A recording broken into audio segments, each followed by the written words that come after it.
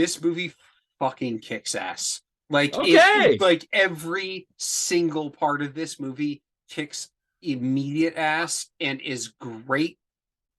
I was like, I think I like this. I think I like this a lot. And then, maybe this happens to you sometimes. You're watching the movie, you're not sure whether you like it, love it, whatever. And then some scene when they drop the White Lies song in the middle of this fucking movie. I knew you'd like that. I have added every single song from this soundtrack to a playlist that I'm going to listen to. Okay, now I know from now on this movie. And then the ending, like that's it. Like this is now.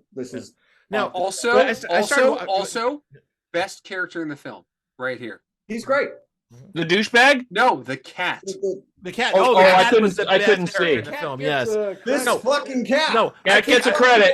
No, I rolled out the film. Musika the cat. Musika the cat. Musika. Anyway, I started watching the film and I'm like, oh god, this looks so cheap. It was obviously made in Taft and Baker. Hold on. 56,000. I know. I was watching it. The thing is, like, Invisible Hands went and did this. That's how I watched the entire movie. It was like, that's great. Every penny of this movie is on the screen. They raised the money on Kickstarter. It was every single penny of this movie is on the screen. Once they walk past the Baba Yar thing behind you, that one, and you actually see some people move.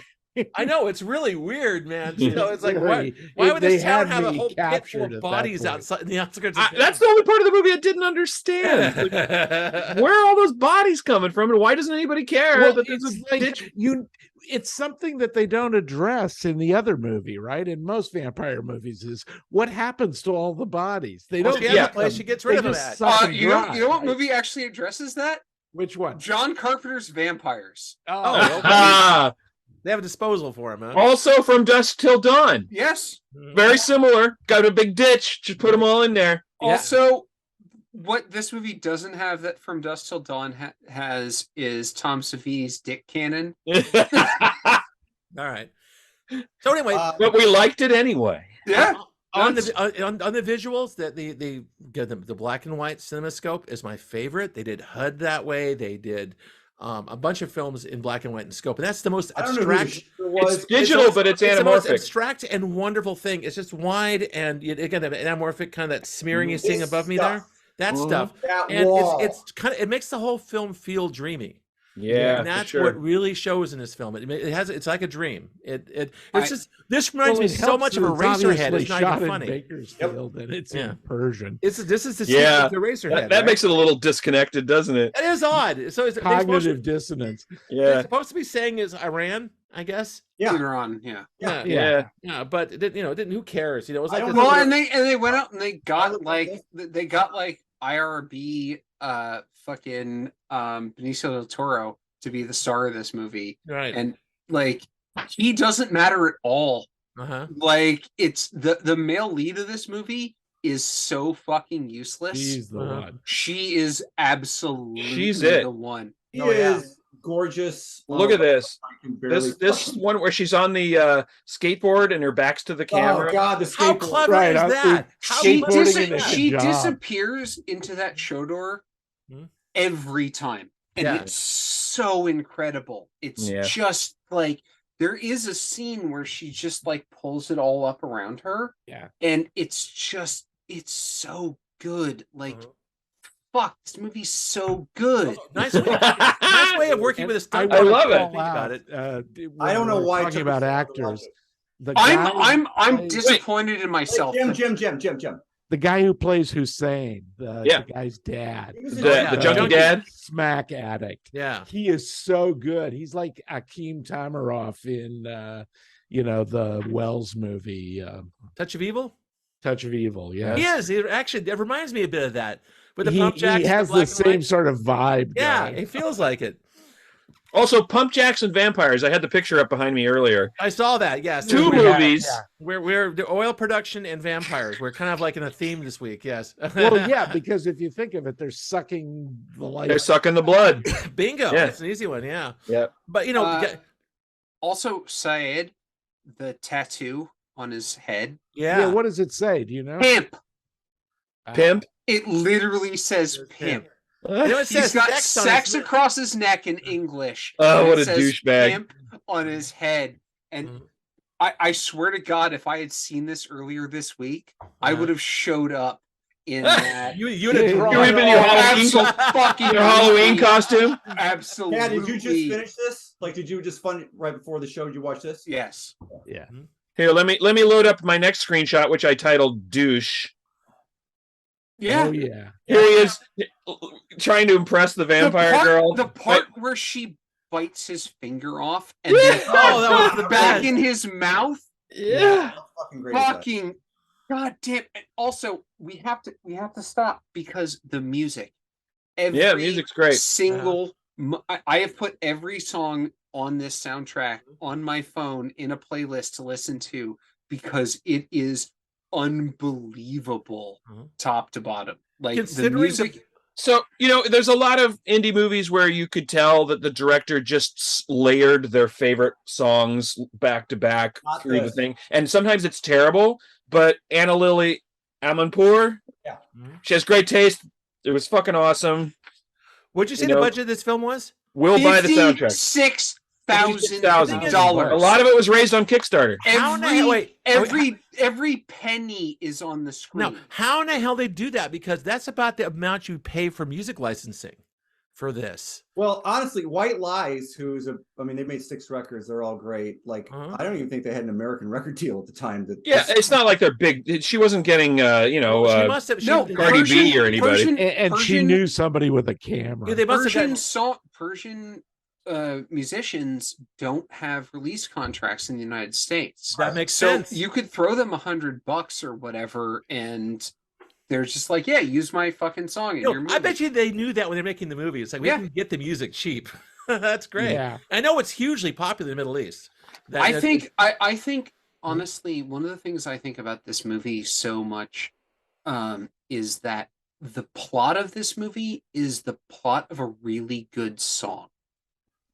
Yeah. So it feels like a really long music video, in other words. Sure. Yeah, like it's way for Finn. It's a 90 or 100 minute movie of a song. Promo. Right. And it's like, what if we just did the whole thing where we have this vengeful woman and this man who doesn't care about that, and they just get together, and it feels so cool the entire time. Like he, in Chris's screenshot, he gets up and he spins that thing, and you get to watch her staring at the record player as it slows down slowly in the background. Like, it's so we're in mother in the whore territory. It's a mood. Yeah, right, Jim. I heard you. Mother in the whore territory. No, it takes some courage to do that kind of really deliberate. Like, the shot's going to last 2 minutes, and we're just going to go for it. Not everybody. Obviously, there were comparisons to Jarmusch when this came out, and the mother and the whore. Exactly again, and the mother and the whore. Right. Exactly. Yeah. I have mentioned before that there is a difference between most style and best style, and this is most style and best style right. And the guy behind Chris looks a lot like the guy from Ashes and Diamonds. Totally. Definitely. Yeah, that kind of. I'm still calling him Arab Benicio del Toro, because that's such a spot on. Yeah, that's pretty good. Like. Yeah. And I didn't think he was bad. I thought it was kind of a beautiful moment where he was all fucked up on ecstasy, and he was dressed like Dracula, and that's when he meets the girl. I don't think he's bad. I think he's disposable. Well, she's the star. Yeah, absolutely. Yeah, fucking. I thought the character was just stressed out. His dad was a junkie. Nothing was working out for him. He got his car stolen. He's the innocent. He's the innocent in this thing. It makes him a little flat emotionally, but right. But the supporting. But he needs to be there. He needs to be there. You need a straight man. You need a straight man in this movie. Guys, where he sees that she's got the cat. And then we're in the car, and the camera. Yes. And the cat jumps behind him. He pulls over, and you just get that pacing back in front of the car where he's just like, "What do I do? I'm gonna let this. This scene. What do I do about this?" I'm gonna let it slide. His last moment of doubt. His last moment of doubt, basically. That was so great. And that made me think of so many other films. Was so good in that scene. Because there was so much unsaid, but because of what had come before, you knew what was going What are we gonna do? We're just gonna have the cat sit here. Yeah. Straight ahead. So good. The cat sitting on the seat rest. I'm gonna bet that there was somebody, two people behind the camera going, making the cat look back and forth. No, I think the cat was just like, what's going on? It's natural, man. Okay, the cat was. I think the cat was a natural. Well, I'm so pleased everybody liked it. The cat was it. mostly plied with tins of sardines. Oh, this movie. They were just like, probably. No, John, this has been on my list of movies to watch since it came out, and just me too. And I watched it a week before I picked it. I'll get to that at some point. I wanted to pick something for Halloween, for October, and this had been on my list forever too. And I watched it, and it was like, oh yeah, I'm fucking picking this for sure. Well, the film's limitations and budget, and actually, I thought made it better. I didn't know that you guys would react so positively, I was kind of sort of running out criticisms in my head. And one thing I thought was like, well, maybe it's a little slight, and it's like, no, it's not slight. It's not slight. It's light. It works. It doesn't. It's not a heavy film. No, it's not a heavy. It doesn't land like a ton of bricks. Like this is art. It's just like this. It's not light. It's lyrical. It's lyrical art. It actually it's lyrical. It is. It is art, but it doesn't. It doesn't. Everything in. Okay, so Scott, that's what I'm saying. But it's light on its feet. This has the plot of a really good song. Yes, a good music video is lyrical, and this is a very lyrical film. Yes, I agree. Exactly right. Yeah, I really liked it. I love being able to drink in all the way that the camera was set up perfectly. That bit with the what's it called, the power station, but it was actually a refinery. And just little bits of set pieces. They found beautiful sets everywhere in Taft and Bakersfield to shoot in. I love just taking it in because it looks so nice. You have to understand. Or no, Meet Me by the Power Plant, Dracula. Yeah, exactly. You have to understand how rarely I recommend even really good movies that we watch on this channel to people that I'm friends with. And I've recommended this movie to so many people in the last 3 hours. Wow. You just finished it. Yeah. I was blown away by this movie, and I am disappointed in myself that I hadn't seen it before this. I'm with Tad on this one. Yeah. Chris, is that from the graphic novel? I don't know where this came from. I started at 10:30 at night, and I did not fall asleep during this film. I was wide awake the entire time. It was so good. This scene right here, where they get together. Oh yeah. And he basically offers her his neck. Yeah. And she just puts her head on his chest. Yeah. And then they hug. Is so beautiful. Where they meet on the street, and he says to her, "I love the dynamic of the power because politics." Her whole thing is that she hates bad men because you have that whole moment of "Are you a good boy?" Yeah. And then pulls him closer. Wow, that and was like, great. "Are you a good boy?" And then like fucking the teeth come down. And it's like, "Are you a good boy? Don't lie to me." And she never does that with him because his immediate thing is like, I'm not going to hurt you. Like that's what he says to her. Yeah. And I mean, the whole subtext of that is that it's a girl walking home alone at night. He thinks she's in danger. I have to reassure her. Sexy. He doesn't know how much danger he's in at that moment. Yep. How fucking sexy is the ear piercing scene? Oh my God. Hey. That like when her teeth come out for a second.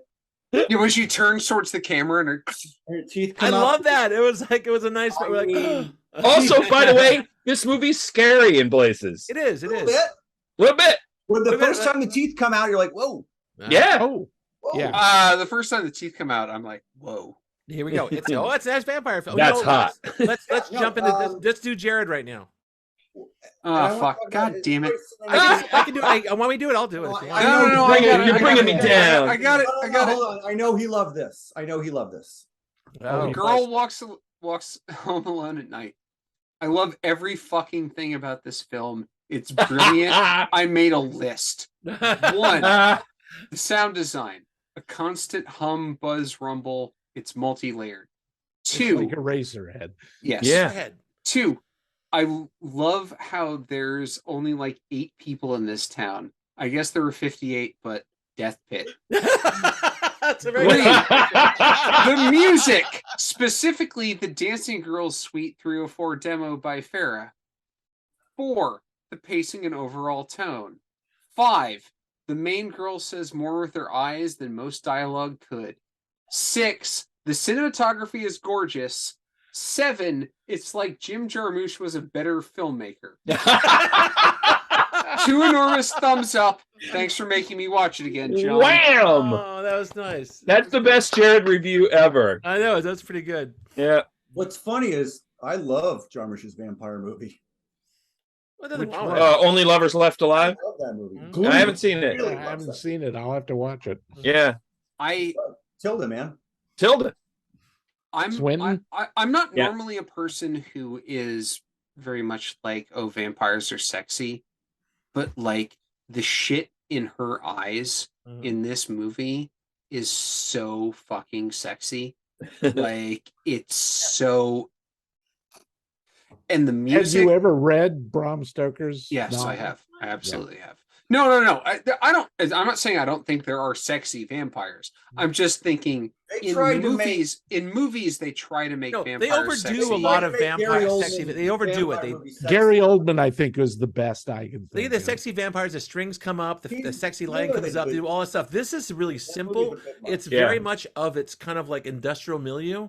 There's there's no adornment. She just it's punk rock. As somebody who listens to a lot of I see Leibach doing right. for my vampire movie. As somebody who listens to a lot of Persian rap music, like this very much has that sort of like countercultural aesthetic that has of like, yeah, fuck this country, but also like it's not like the other countries are better, you know. Like it's so cool that like they allowed this film to breathe in that way of like, oh, we're calling it Bad City because this is a bad city, and like we're all trying to escape the bad city. Well, by the way, there's a reason she shot it in California and not in Iran. Well, duh. Well, that's what in Iran. You literally couldn't do this film in Iran. I don't think that's true. But, oh no, it's true enough. No, I don't think that's true. But I think what the best part of this movie comes down to is how it has a real lust for life. Like it is a movie where being alive in one sense or another is so important in the canon of this film. And like she feels the best when he makes her feel alive, and he feels the best when she makes him feel alive. Like it's so good because that whole conversation they have where she's like, well, you don't know what I've done. And he's like, well, you don't know what I've done. Right. You know, like we're all broken and weird. So why don't we just get to be together? And they don't ever have an on-screen kiss or like a touch or really anything in there except for her putting her head on his chest, which is sort of like the least sexy version of sex, but also just beautiful of two people loving each other in that moment. Well, you talked about what this film value is kind of like, this is all about being alive. It's very simple and basic, but it also talks about this, the line between being alive and being dead. When her father, his father gets killed, it's like he's just nothing after that. All the things that it had affected his life went away when he died. Right. And it was weird because it's stark. He's just dead in an alleyway somewhere. Well, he's a shithead. He's a shithead, but you realize at that point so much of his life is attached to him that sometimes death can be liberation. Yeah. And that was an interesting little message this film. I mean, listen, when my father fucking died of cancer, like I was happy that he was gone because he didn't have to suffer anymore. Right. And I've known a number of people who have died of drug overdoses, and there's that moment that you have where it's like, well, at least they don't have to suffer with this anymore. That's the feeling you got in that particular death. You know, Ted, you were saying some stuff a minute ago, like just before Scott came in and then you came back, and I wish I could reconstruct it in my head, but it just struck me, the words you were saying, describing what it felt like to see these two young people kind of come together and forgive each other for what they might have done. And I was like, this is a movie made by a young person. Yeah. And it feels very much so. It feels like it. It feels through like and through. It feels like forgiving someone you love for whatever they did before that. Yep. Like, and that's fucking rad. Like, I wish there were more movies where you forgave people for what they did. Like, as much as I like Chasing Amy, one of the worst parts about Chasing Amy is it never forgives Amy for what she was before they were together. Completely true. You know, like finger cuffs. Yeah, exactly.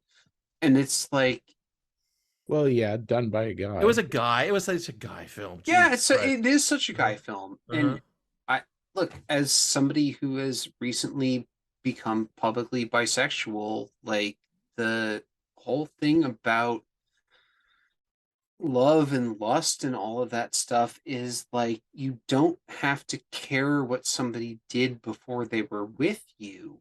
You know, like it what matters is who the person is next to you, not who they were yesterday or who there will be tomorrow.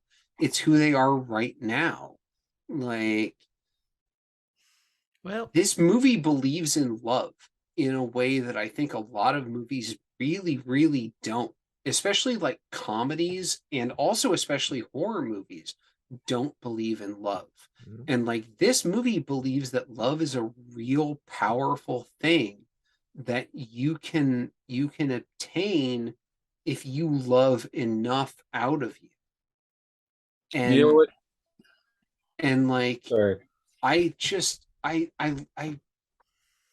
there's so much about this movie that I appreciate on a movie making level, but on a base fundamental human level. I love how much I cared about these characters. Huh. Okay. Well said. Well said. That's quite the soliloquy. Yes. You know what that made me think of, though, Tad, at one point when you said what the ending was to you, I flashed on the ending of Some Like It Hot. Oh, totally. Does that make me a bad person? Oh, nobody's perfect. No. Well, the opposite of that is true too. Like, when you put yourself out there enough and somebody doesn't come back to you with that, you also have to understand that you can cut them off. Like, you can just be like, no, that's not where I am. Right.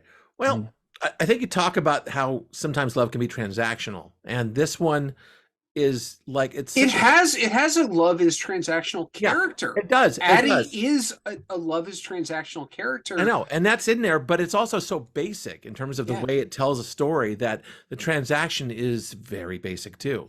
I mean, it's a strip down of all what you can do for me, what I can do for you. It's all about who you cling to and what again is going back to celebrating life. It's like, even though she's a vampire, she's attracted to the fact that he's alive, basically. And that's kind of like where the film ends too. It's like, you've that one moment where he's like, you're so cold, you know? Yeah. And what does he do when he says you're so cold? He hugs her. Offers her warmth. Yeah. Like, and that's beautiful. And her hands are by her side. Right. She doesn't hug him back. Her hand acting in this movie, and I talk about face acting a lot on this channel, but her hand, the point where she goes and she starts grabbing down at the gown and is just like twisting her hands into this weird moment.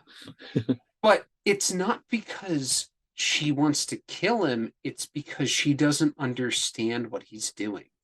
It's like, I've never had anyone feel this way towards me. Do this to me. Right. And it's so beautiful. Like, there's so many things in this movie that are so beautiful on a human level. And I just love it. I I feel uplifted by this movie about a woman who goes around and murders terrible people. But, like, puts him in the ground. I know. I only suck the blood out of the bad people. But she does only kill bad people. Like, then why is it called Bad City, you think? Because the city is bad. Hold on. It's good hunting. The guy in the alley. The one we don't know. We don't know what the homeless guy did. He could be terrible. We don't know. All right. But also that could be, like in the last movie, just the power of the hunger taking over. Yeah. True. All right. Who Sheila Vann was in Prospect. Anybody remember her? Nope. I didn't. I don't remember. I didn't remember Prospect. So. And then, that was Tad's #1 last year, if I remember. Okay. No, Prospect. I don't remember her being in that. But... Well, she's showing up in it. And then, who's seen this woman's other movies? So she's got a movie called The Bad Batch that's on Netflix, which has like 12% on Rotten Tomatoes. Oops. It's Keanu Reeves and the dude that plays Aquaman, and so I got to watch that. A sophomore effort. Oh, but here's the other thing. Weirdly, the day after I picked this, the Guillermo del Toro show, she does one of the segments, and apparently it's one of the best segments. Well, she did a Twilight Zone 2022 episode. Yeah. Oh, and the episode she does for the Del Toro Cabinet of Curiosities stars a ukulele girl from Scrubs. Yes. It does. So hopefully this is an inspiration to all you filmmakers I'm out totally there. like on board. $60,000? Jesus Christ. I'll watch it. Yeah. Again, I'm gonna every check out that episode this week. Every penny is on screen. Well, you didn't have to do much. You didn't have to do is get a hold of that 55 Thunderbird, and the rest was kind of fell into place. Yeah. Well, I made the joke during the Herzog movie about how much they made to rent the donkey. Like renting the Thunderbird was most of this. Yeah, movie. exactly. It was most of the movie was renting the Thunderbird. Did we get enough from Jim here on this one? Corner? Do you have a corner? Or do you have a parallelogram? No, I really love sort of acute angle. Jim's acute angle. No. Jim's acute angle. Yeah, no. Yeah, because it's not a full corner. Oh yeah. Oh, I see. It's just a little bit. It's a thin wedge of pie. It is. It's a very thin wedge of apple pie. But did you like it? I did. I loved it. Wow, that's so good. It's a love fest. Vampire movie. This went straight to the top of the best of movie I saw on this show. This might be a contender for the end of the year thing. Oh, this is absolutely definitely on the end of the year. Yeah, I can't put it on my list. I picked it. All right. Well, damn, go fuck yourself. Okay, thumbs up. Oh yeah. Fuck yeah. Thumbs ups. Acting, cinematography, concept. If Jared was here, we'd have more thumbs. The bang. Jared was 2 thumbs up. Yeah, I know. So well done. Cool.